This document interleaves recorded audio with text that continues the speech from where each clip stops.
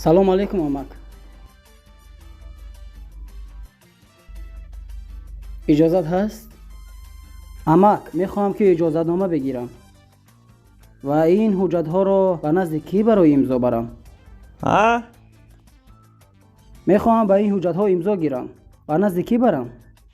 به نزد کی برم؟ کجا برم؟ من نمیفهمم.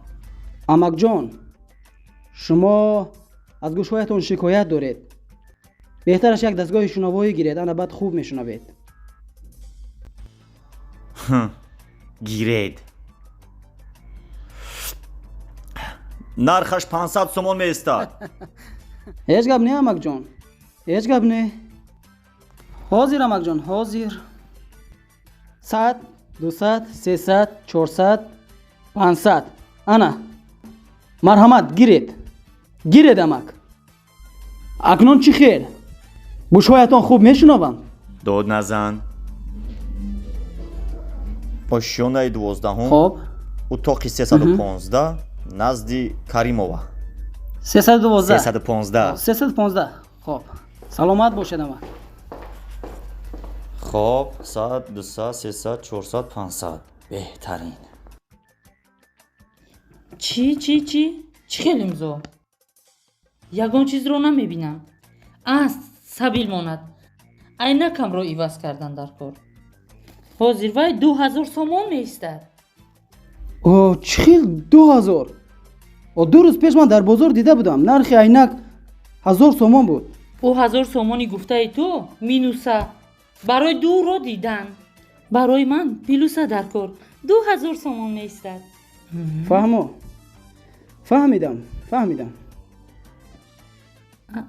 100 200 300 400 500 600 700 800 900 1000 1200 1300 1400 1500 1600 700 800 900 مانا مرحمت گیرید 2000.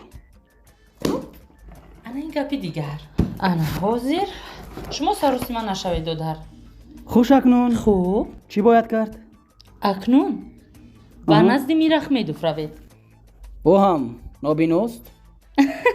برعکس کسلی روحی دارد. طبابتش را در خارجه کردن در کار. با 3000 دیگر. بعد نزدی صادق فروید. برای کودکانی وی معلمه زبانی انگلیسی و موسیقی در فهمم. باز 4000 دیگر. بعد نزد خوجایی پایان میفراید. وی مهر میزند. با همین کارتون همون. آمک خودتان خوجایین بودید و برای چی مرا به این قدر اتاق سرگردون کردید؟